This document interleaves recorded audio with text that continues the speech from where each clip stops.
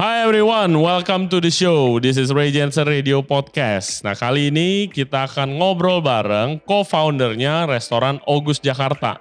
Nah kalau Chef Hans Christian itu adalah chef owner, dia ngurusin makanan dan dapur. Tamu kita ini dia adalah restoran manager dan juga ownernya dari restoran August. Nah kali ini kita akan ngomongin tentang front of the house team. Mulai dari server, manager, supervisor, dan yang lainnya. Karena front of the house itu nggak kalah pentingnya sama makanan. Malahan kadang lebih penting untuk make sure guest experience-nya itu memorable. Nah please welcome Budi Cahyadi dari August Restaurant. Enjoy the show guys. Hi guys, welcome back to Ray Jensen Radio Podcast. Thank you very much for listening to the show today. Hari ini kita lagi duduk sama Budi Cahyadi. Dia adalah co-founder dari restoran August. Nah co-foundernya ini bareng Chef Hans Christian yang sering kesini juga udah beberapa kali. Nah hari ini kita mau ngomongin backgroundnya dulu. Pertama kenalan dulu Bud sama listeners and viewers kita. Jadi lu awal mulainya background lu di mana? Karena lu kan jadi bagian front of house-nya kan. Ya. Jadi lu partneran sama chef buat buka restoran August. Ya. Kan? Jadi, thank you Ray. Happy to be here. Our pleasure. Jadi background, gua awalnya gua asli Lombok. And then after high school itu, I decided gua mau sekolah tentang hospitality. Wah, hotel school. Back then itu namanya hotel school. Hotel school. I think the word hospitality it's very fancy. Tapi waktu itu tuh namanya hotel school. Nah, then I did my research dan kebetulan ada kakak kelas gua yang waktu itu sekolah di Switzerland, Swiss gitu. Gua tanya-tanya, akhirnya ya gua dapat informasi tentang Gliong Hotel School. Sekarang namanya Gliong Institute Higher Education. Itu so fancy, you know. Back then itu Gliong Hotel School gitu. Itu di Swiss. Tapi karena bahasa Inggris gue pas-pasan, akhirnya I didn't pass the first test. I went to New Zealand for di Auckland for like 5 months. And then gue retake the test, gue pass. Terus gue di Switzerland, jadi gue 3,5 tahun tuh di Switzerland. Gimana sih sekolah hotel di sana? Gue plannya awal juga pengen kayak hotel school. Gue nggak tahu ada sekolah masak, yang masak doang. Gue nggak tahu waktu SMA, waktu itu gue pikir kalau mau jadi chef, ya lu sekolah perhotelan, gitu kan. Nah terus habis itu gue research yang paling bagus kan adanya di Swiss tuh, ya kan. Tapi begitu gue found out ada sekolah yang ngajarnya masak, yang belajarnya masak doang, ya gue nggak ngambil lagi. Lu langsung fokus ke kuliner. Tapi gue sampai sekarang pun masih penasaran, lu kalau misalnya sekolah di perhotelan, itu gimana sih, what stuff do you learn? Apakah ada masaknya juga? Ada. Jadi gini, kita masuk pertama semester 1 itu perkenalan lah. Dan I have to say perkenalan itu ya ini pada umumnya kita ini kan anak nyokap bokap nih. Jadi honestly gua nggak bisa tuh operating washing machine, setrika gitu. I cannot do it. Ya terima beres, gratefully terima beres lah. Betul. So I went to Switzerland itu satu, kalau Gliong itu you live in the boarding, in the asrama. Jadi kayak semi boarding school gitu. Lu tinggal di ada asramanya, dan they set it up itu mirip kayak hotel. Jadi lu harus ngurus juga di situ. Jadi gini, kamar itu kalau gua dulu tuh jam sekolah tuh kan jam 8. Ya lu siap-siap. Nah, begitu lu pergi masuk kelas, itu ada inspeksi.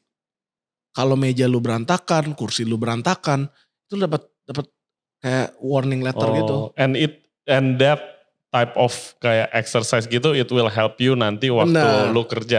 Karena memang selain lu belajar secara di kelas, I think they try to shape your lifestyle to be hotelier gitu loh. Jadi gue inget tuh awal nyampe kan dibekalin sama nyokap banyak tuh kemeja. Jadi di sana we have to wear a business attire. Jadi dasi, kemeja, jas, terus you have to be clean shave every day. Iya, dulu emang udah di shape supaya lu nggak bentuknya kayak orang hotel lah, dimana kayak rapi selalu gitu kan. Nah, jadi dulu tuh awal-awal karena you have to shave every day, itu kulit gue sampai iritasi.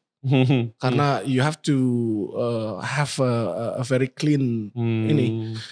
Nah, lucunya minggu pertama dibekalin sama nyokap banyak kemeja kan. Jadi gue gak perlu setrika. Nah abis minggu kedua abis tuh. Jadi lu harus cuci.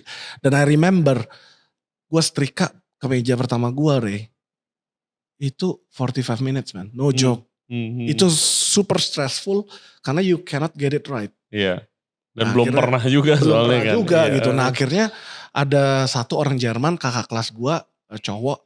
Very nice and helping me to do it. And you practice. At the end you can do it in 10 minutes gitu. It was good. Jadi memang lifestyle-nya dibuat kayak gitu. Jadi kenapa you have to be clean, rapi, yaitu karena that's your future di hotel lu bakal kayak gitu. Jadi lu gak kaget gitu.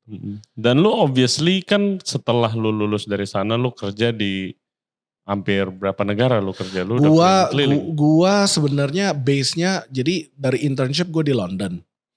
Internship pertama. Nah yang kedua itu harusnya gue ke London lagi. Cuman at that time itu strange regulation. Jadi semester kan gue 1 di sekolah. 2 itu gue training di London. Nah 3, 4 berarti kan setahun tuh. Gue di Swiss lagi. Nah semester 5 gue harus training. Jadi kan bedanya antara semester 2 ke 5 itu beda setahun. They somehow have a regulation for foreign workers you have to be away for 18 months.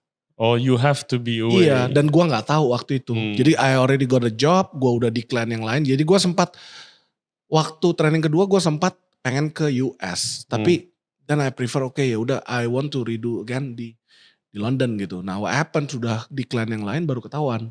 Eventually I went back to my homeland di Lombok. Gue did my intern sama Oberoi. Just one of the top hotel chain.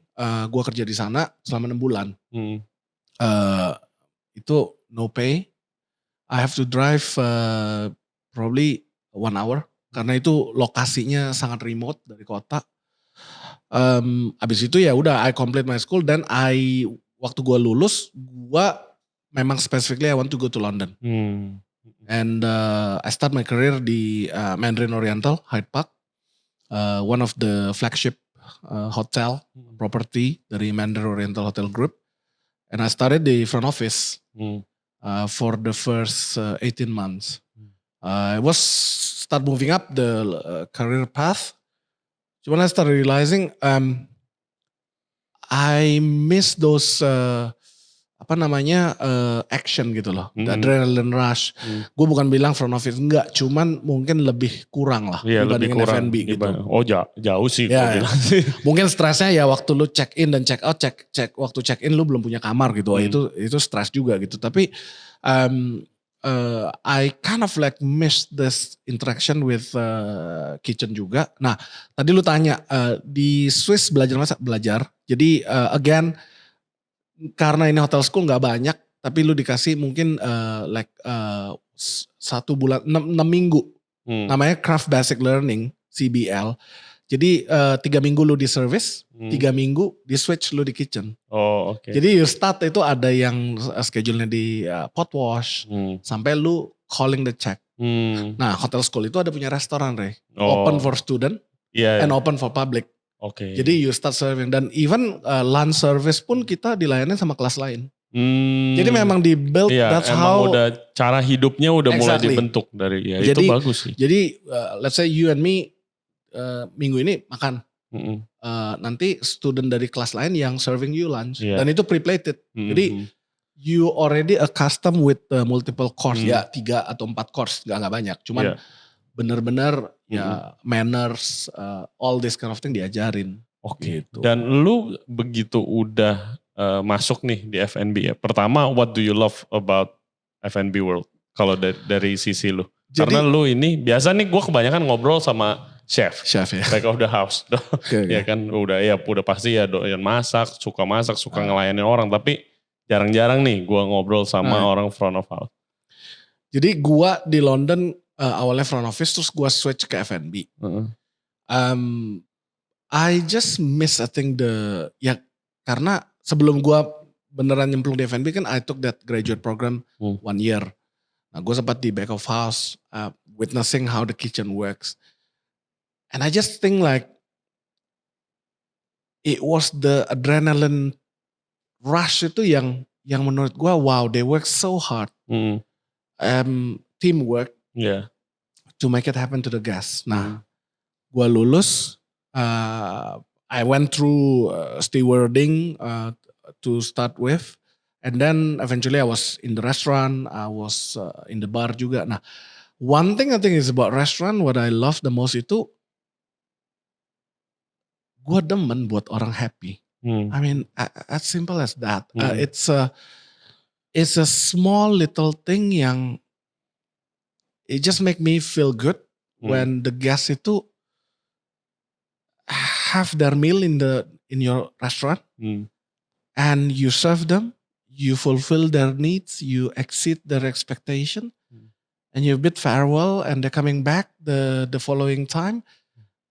Itu buat gue happy banget. I love make people happy, and menurut gue restoran tuh it's all about memories sih, Ray. Maksudnya you can have the most beautiful plate design, tapi it's all about memories. Iya, memories sih. Iya, sebenarnya kayak gue pernah ada satu quote yang makanan penting di restoran, tapi kayak one of the best meal, kalau lu bilang one of the best meal of your life, itu lu gak inget makanannya, lu inget lagi sama siapa.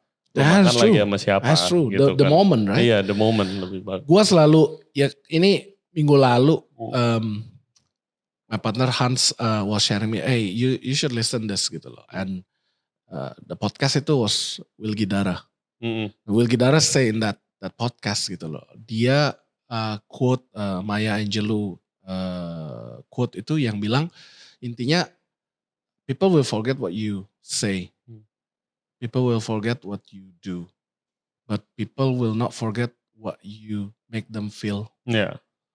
Menurut gue itu benar banget. Yes, it's an amazing quote. Jadi menurut gue tuh the happy feeling itu, that's what gue demen dalam artian I always love make people happy itu, apalagi family and ini, karena I think that's the core of the hospitality business, dan service. Dan apalagi mungkin nggak tahu ya, kalau lu pasti happy banget dong kalau misalnya ada tamu terus kayak si Budi ada gak nih? Gue maunya dilayani sama Budi gitu biasanya kan. Kalau tamu-tamu begitu kan. Tapi that's true man, that's true. It's I think feels so honored waktu tamu nyariin lu. I think it goes not only service, the chef juga getting that compliment. Tapi it's all started karena you recognize the guest. Karena menurut gue tuh nothing beat when you coming back to the restaurant and they greet you by your name. Iya. Itu kayak happy. You being recognized gitu loh. This is your place too. Yeah, gitu kan. exactly. It's not only a place yang lu datang order, lu bayar, bye-bye gitu. Tapi it's a place where everybody knows you. Everybody knows, oh lu minumnya air mineral, still water, pakai ice cube, pakai lemon. Tanpa lu harus bilang. Itu do the extra mile itu lah. I think balik lagi menurut gue itu service yang coming from the heart, ya itu the reason why we are in this business. It's the core of hospitality business menurut gue. Yes. And that's why I fall in love with this business. Gue selalu bilang sama orang-orang yang banyak tanya, gila lu di restoran business, dan I know gitu. You need to love this industry. Benar. It's not for everyone pertama. It's not, tapi you got to love it kalau it is. The hours kita udah nggak perlu bahas. I think your listener already know. Udah tahu lah. It's not the greatest paycheck. Yeah. If you compare with other industry kayak banker. Ya kalau mau jadi dreamnya jadi orang kaya, jadi bilioner ya jangan ini karirnya bukan inilah gitu kan. I'm not saying gini, maksudnya bukannya nggak bisa. Bisa kaya, iya, cuman bisa. it's not kalau you compare speednya sama investment banker atau jauh lah nggak bisa. Beda. Lu di sini itu ya the business in making people happy. Exactly. Ya kan. Nah, oke, fast forward your career sekarang lu tadinya lagi planning mau buka August. Ya, kita kan? plan to, jadi gua partner sama Chef Hans. Initially was planning to open August itu, nama restorannya August, di SCBD in May. Now we are in August. And August is not open in August. Because of the pandemic, I think it's wise to put it on hold. Sambil nunggu nih, whether there's update, improvement atau ini. Iya. Pertama, August tuh kenapa namanya August sih? Okay, there's two reasons. A lot of people ask this. Iya, pastilah. Jadi, the main reason is, dan ini sedikit orang tahu. Gua juga honestly waktu discuss this, gua juga baru tahu. Jadi August itu in the dictionary, in English, itu orang cuma taunya bulan kan. Month of August. Tapi August itu punya arti impressive and respected. If you Google, August meaning itu impressive and respected. It's not so much it's not so much for us. Tapi I think it's to be impressive and to be respected to our guests, to provide the best that we can. And that's I think kenapa kita pilih that name, it's just sort of to remember why we are doing this in the first place. Second reason, more personal. Jadi gua sama Hans itu share ulang tahunnya, birthday-nya di bulan Agustus. Jadi gua tanggal 7, Hans tanggal 11. Oke. So we thought that's enough reason untuk do this name. Oke, gue baru tahu tuh. So that's Nah, terus how does it come about? Gimana, apa lu kenal Hans sudah lama, terus emang kayak kita one day harus buka restoran bareng ya? Karena menurut gue one of the most perfect combination kalau di restoran ya, ownernya satu front of house, di back of house chefnya ada. Gitu. Kalau ya perfect combination lah. Biarpun sebenarnya sometimes rada tricky ya. Thank you for that. Gua juga grateful untuk to find this partnership sama Hans. Jadi awalnya in my previous place, gua tuh selalu encourage it's not only me to talk to the guests. You know, it's the culinary team juga harus ngomong sama tamu. Karena menurut gua restoran tuh it's a human connection. Business. Betul.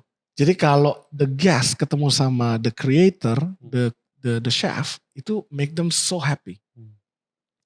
Jadi I used to encourage bukan cuman the head chef, tapi the CDP untuk maju, untuk jelasin the dessert. You start with the dessert or starter gitu. Nah, one day I went to View, where Hans used to work. They did the same thing. So it was his team yang explaining about the dish. And I thought, wow, this is very interesting. I don't know the chef, but they practice the same thing. So they must be thinking something further than this gitu. Anyway, I went a few times. And then I took a gut to send him a message. Gue DM dia di Instagram. Gue bilang, hey Hans, gue Budi. Gue juga di restoran bisnis. You know, I was in your restaurant. I was impressed with the service, the detail. Do you care to meet for a coffee? That as simple as that. Hans bilang, yeah, sure, why not? And then kita ketemu. Itu di 2018. Bulan Agustus juga. It's like August, this is like everywhere. PDKT gue setahun, Ray. Sama Hans. PDKT dalam artian... kita ngopi, jadi dia sibuk dengan restoran yang dia jalanin, gue juga sibuk. Tapi we find a time at least every 2 weeks, Starbucks, coffee, and we talk like talking ya bisnis gimana, industri ini gimana, what's new. And we went for a year, and then kesimpulannya bahwa Hans was so driven in the kitchen and was looking for somebody with the same vision untuk front of house. Wah, gua di front of house, believing what I said earlier, that I was looking for the same chef yang punya drive juga di kitchen to make happen what I wanted di dining room gitu. So I thought, okay, this is like a click gitu. And when we talk, he was telling me what he wants to do. And ya udah, akhirnya kita mantepin visinya, kita discuss in detail. Okay, this is supaya sama nih perspektifnya. Yang pasti sama. And gue remember Hans bilang, when we start this, you and me, we're gonna be in the restaurant every day. Like literally every day. It's not a typical yang lu buka 3 bulan and then you move on somewhere else. We purposely said, okay, if we open this, of course when you know, have a business opportunity to grow, mungkin after the second year, you will take care. You will expand lah. But the beginning, first 2 years, we just want to. That's the way to go sih. Jangan kayak cuma 3 bulan. Dan itu menurut gua very crucial for those who are opening a restaurant. Karena a lot of people think, okay, gue punya duit, gue invest. Tapi dia, no, it doesn't work. For me ya. Bener banget. You have to be there. You have to be there and it's totally different. Customer juga feel different, your staff will feel different juga kalau lu be there. Oke. Tadi lu ngomongin soal drive. But, ya kan drive. Kalau menurut gua itu, now it's easier to find someone in the kitchen who have a drive. Karena ya tadi kita udah sempat ngomongin juga sebentar di mana kayak chef ini kan sekarang lagi di spotlight nih. Gitu kan ya, contohnya ini gue chef, gue sampai punya acara di YouTube ngobrol-ngobrol begini gitu. 5 tahun lalu mana ada gitu kan. Nah, ya 5 years ago was different ya. Iya, 5 years ago tukang masak masih gitu kan. Tukang masak sama pelayan gitu. Nah, tapi sekarang dengan adanya ya tadi chef lagi di spotlight, semua ada banyak buku, ada banyak acara masak, social media, everybody becomes a chef nowadays gitu loh, masak-masak apa segala macam. Nah, it's easy to find yang cook yang misalnya abis sekolah masak atau emang plan udah cita-cita jadi chef gitu kan. And they are very driven gitu, mereka punya goal, mereka kerja dengan gitu. Nah, itu apakah ada di front office, susah gak nyari orang yang seperti itu? Atau karena pekerjaannya sekarang belum dibilang keren nih, jadi rada susah? Gua kalau lu tanya, sejujurnya gue pengen bisa jawab iya. Tapi unfortunately, Ray, gue sering banget bahas ini sama Hans. It's hard. Front of house itu, ya balik lagi ya. Maksudnya chef 5 years ago was just a chef. Kita ngomong ini mungkin di Indo pada khususnya. Kalau di luar sih udah inilah. Maksudnya gue baru ngomong sama Hans, you guys sekarang ini chefnya udah beda nih barometernya. Noma, Geranium. Waktu gue di London was Gordon Ramsay. You know, Thomas Keller, itu back then, you know, Heston, Pierre Garnier, you know. The legends. The legends. It was a different time gitu. And back then I think, you know, they're up there. And young chef was aspired to be them gitu. Cuman di Indo, yang benar. The past 5 years, I think chef as a profession itu rise up. Like you said, punya spotlight. Dan becoming a chef itu it's like a profession. And it's cool profession. Gitu. I think it's like, I know I want to be a chef. Dan menurut gua gini, Ray, tidak mengajarkan, but when you decided to be a chef, tadi lu bilang you love the industry, you punya drive untuk achieve what you want to achieve, punya buku, ada social media, acara masak. But also chef ini kan creationnya it's something lu bisa lihat. Iya, betul. It's tangible. Betul. Nah, betul. lu upload. Iya itu kan bisa kelihatan foto, kan, iya. mau itu texture bagus, mau itu technical bagus, mau itu presentation bagus, but there's something for you to visualize. Yang susah di front of house, it's intangible. Gua nggak bisa yang tiba-tiba video bilang oke, try to make a customer happy, orang customer yang gak ada di sana kan. Maksudnya there's nothing kecuali waktu lu service ada shoot gitu loh. Nah itu one of the thing. It's very personal. Iya, gitu. iya. Very personal, menurut gua tuh I'm gifted with this talent. Cuman the challenge I think sampai saat ini di Indo itu waiter, server, whatever you wanna call it, itu belum ada atau belum menjadi a profession. Gue bukan mengecilkan. I started from the bottom juga. Yeah. As a commie, carrying a tray, clearing a plate, and then you so wanted to take the order. Ya kalau chef derong lu, kalau di kitchen itu chef de party, ini chef derong di restoran. If they are in the good mood, they let you take the dessert order or coffee, you know. That's how I started. Belum boleh ngambil orderan ya. Belum boleh. But I was clearing the plate, setting up the cutlery, adjusting the cutlery, and that's what I do. But I really hope people will see, kan di sini banyak tuh hotel school di Jakarta, keren-keren. Tapi memang hotel school, even gua graduate dari Susan, gua selalu bilang bahwa it doesn't mean that you graduate langsung jadi manager. Iya, no one will do that. Sekolah masak juga begitu. Gak bisa kan? Gak bisa. Nah, karena sudah satu produknya itu nggak kelihatan, all you need itu sebenarnya the right attitude, passion, sama ini sih kesabaran untuk terus improve your skill. Karena gini, a lot of young people itu work in here 2 years and then jumping. Ada yang percaya bahwa jumping itu do better. But menurut gua, if you can, gua di Mandarin 10 years. Ya, kalau orang hotel tuh kayak loyal gitu.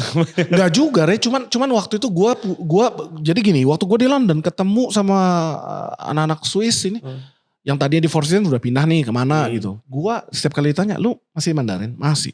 Gila, masih di Mandarin? Masih. Cuman what they don't know, gua tetap di Mandarin Oriental, cuman I move around. Yeah, the department. Exactly. So I actually enrich my skill and my knowledge and my career gitu loh. Gak salah sih kerja di satu ini, as long as you believe they can grow you. Nah, untuk menjadi front of house itu menurut gua, you need to do what you need to do. Keep your heads down and just do your best. Karena ya balik lagi, kalau lu punya drive, lu punya integrity, hard work, passion, you will make it. Gua tidak pernah membayangkan I would do this. I mean, I know I that's my goal. Bukan gua nggak pernah membayangkan, cuman I know I will make it to the top. Cuman gimananya nggak tahu. Exactly, I never really care gitu. Yeah. And it wasn't easy, it was tough. Yeah. Tapi ya kalau memang you wanted to be there, this is something yang you need to do. Okay. Gitu.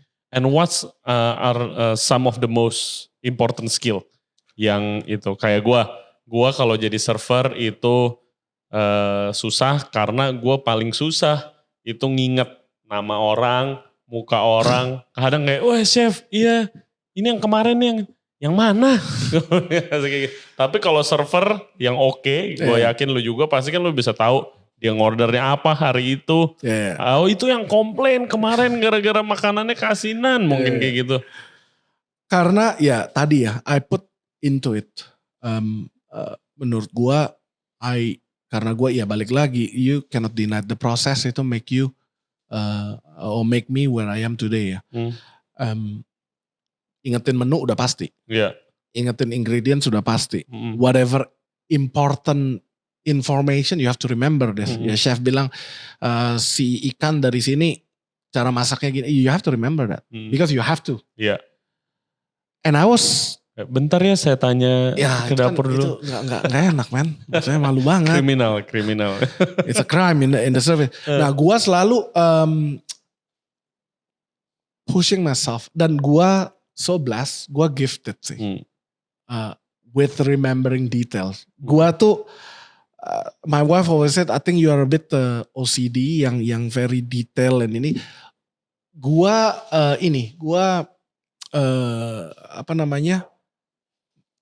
punya kepuasan sendiri kalau gua bisa remember dan gua bisa tahu. Itu lu belajarnya gimana? Tapi ada yang ngajarin nggak dulu kayak? Ngajarinnya tuh gini. Gua post on my Instagram. Jadi zaman dulu belum ada mobile phone. I used to remember my family, my relative, phone number by heart. Jadi buku telepon kan, dulu kan buku telepon. Ngafal. Gua ngafalin angka. Sometime gua inget tuh. Gua nggak inget nomornya, tapi lu kasih gua keypadnya. I can dial my grandma number by heart. Nah itu awalnya gua try to remember numbers. Ya lama-lama karena ketemu orang.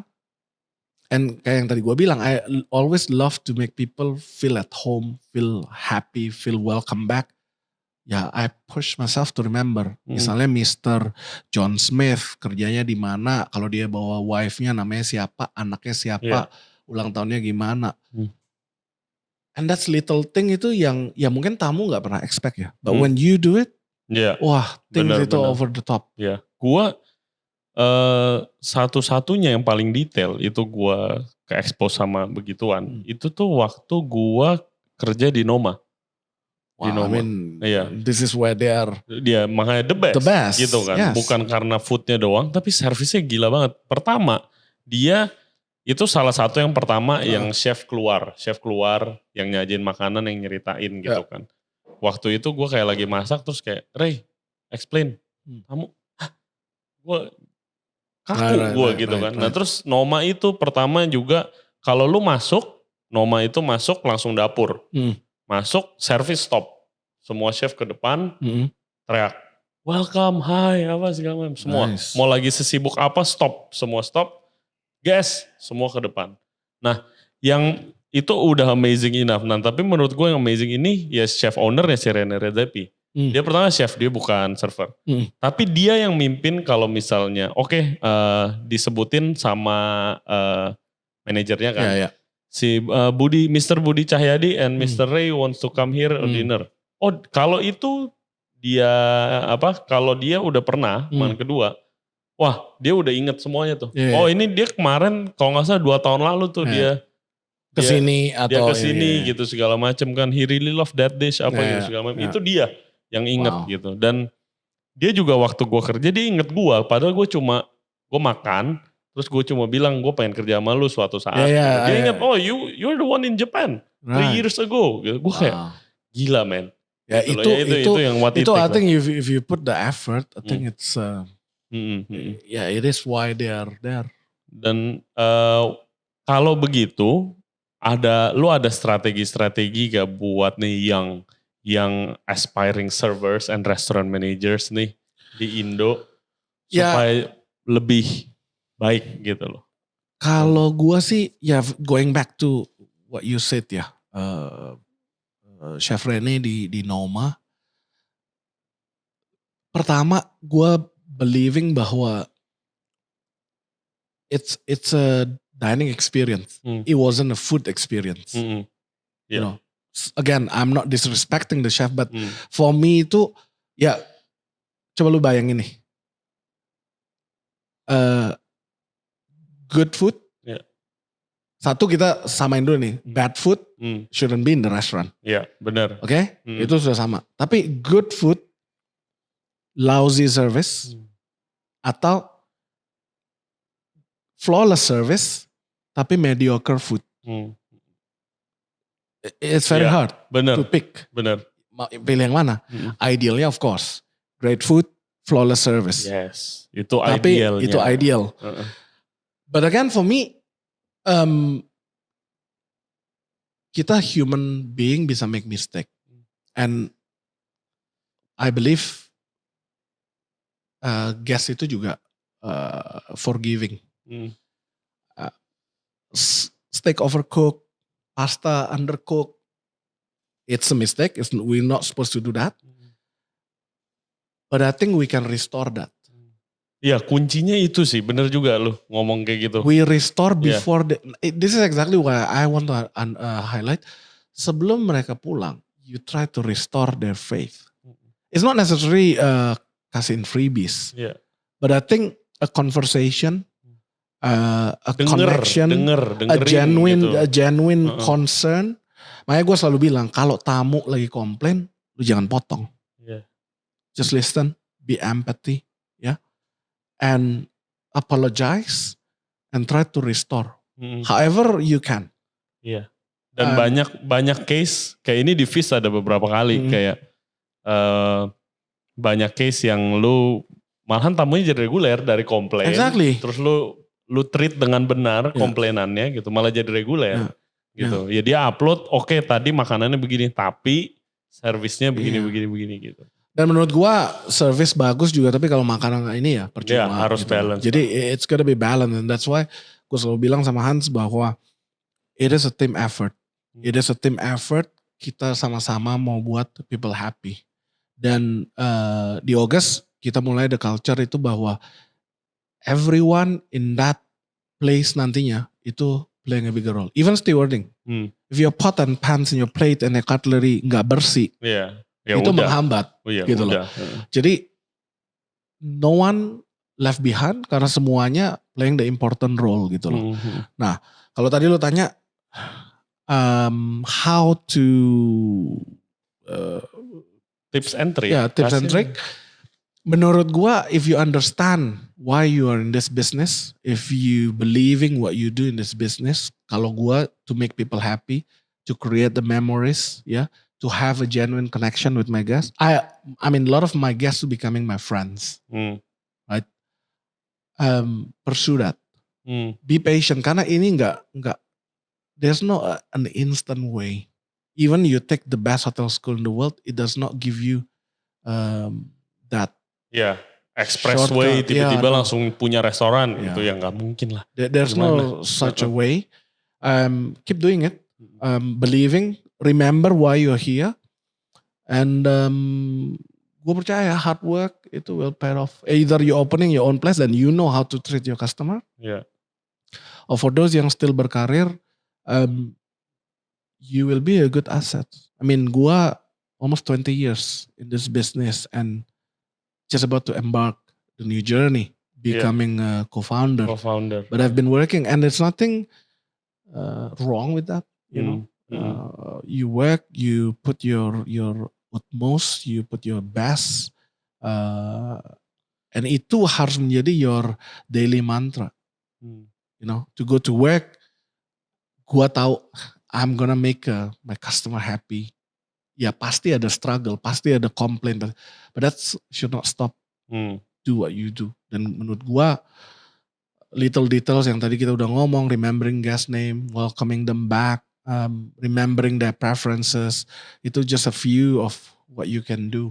I mean, gak ada lah yang bisa beat that feeling. I know that for a fact. If you remember Ray datang minumnya Coca-Cola with lime, with ice cube, and then jangan ditumpah penuh, gua maunya setengah gelas biar dingin terus, and the extra ice cube on the side. Without you have to mention it to the manager atau server, gua yakin even if you have to pay more expensive Coca-Cola in that restaurant, you go there. Esensinya kan bukan beli Coca-Cola, Ray. Di minimarket ada, bener. Tapi kan tumpah sendiri, ini sendiri. Nah kalau di sana, you just feel at home, man. And that's what I think. Make your guests feel at home. That's something important. Okay. Thank you, Bud. Thank you banget. Untuk waktunya pertama. Jadi guys, ini truth be told, ini sebenarnya kita udah do this podcast itu last week, yang udah lihat juga di Instagram kita juga. Tapi ternyata filenya corrupt. Jadi kayak gitu. Thank you udah 2 kali kesini. No, it's okay. And inspire us. I think this episode is even better, malah. It's more compact. Terus kita udah punya lampu. It's new equipment. We told me, I got to try this. No, but thank you, Red. Thank you for having me. Gua berharap, I know seriously selalu chef, but I think it's an honor to me to share from Lafaz gimana sih? Karena ya gue juga pengen lah, maksudnya the young talent juga want to have a perspective how to pursue this career, you know. Ya, dan gue juga sebenarnya nggak planning khusus chef. But juga. Again, you're a chef and your community, right? My circle aja, benar. Gitu loh. Nanti pasti kalau lu ada misalnya lu ada guest dari server atau bartender, barista apa segala macam, please let me know juga. I will. But Ray, one thing ini juga banyak yang mumpung ini, a lot of people ask, August itu fine dining gak sih? Iya. We are not fine dining. I'm confidently and gladly to say that we are not fine dining. Tapi, balik lagi nih. Just because you are not fine dining, it doesn't mean that great food and great service cannot be found. Yes. Jadi, again, it's home. Home. And that's why kita do this private dining. Supaya nanti kayak lu yang udah pernah datang. Yeah. I have marvelous time. Me and Michelle have marvelous time. Jadi, lu sama Michelle, ntar kalau ke tempat kita yang udah buka nih. It's just like a welcoming back old friends to our home. That's the philosophy. So it's not a fine dining. Gak ada yang kaku-kaku. It's all about memories and having a good time. Yes. Jadi guys, cobain ya di Verde 2 apartment. At the moment harus booking dulu ke august.jakarta. August_JKT. Ya, August_JKT. And then I'll follow up. Jadi gue yang bagian follow up tuh. Yoi, nanti langsung di greet sama Budi dan I promise you have a wonderful food, wonderful time lah. Wonderful memories juga. Okay. So thank you very much guys for watching our episode today. Jangan lupa like and subscribe di videonya dan channel kita Ray Jansen Radio. Juga follow kita di Instagram @RayJansenRadio, follow Instagramnya Budi kalau mau nanya-nanya atau yang buat aspiring server, siapa tahu nanti kalau mau buka, mau kerja di August atau intern. I'd love to have the talent, you know. Thank you very much guys. We'll see you next time. Bye-bye. Thank you.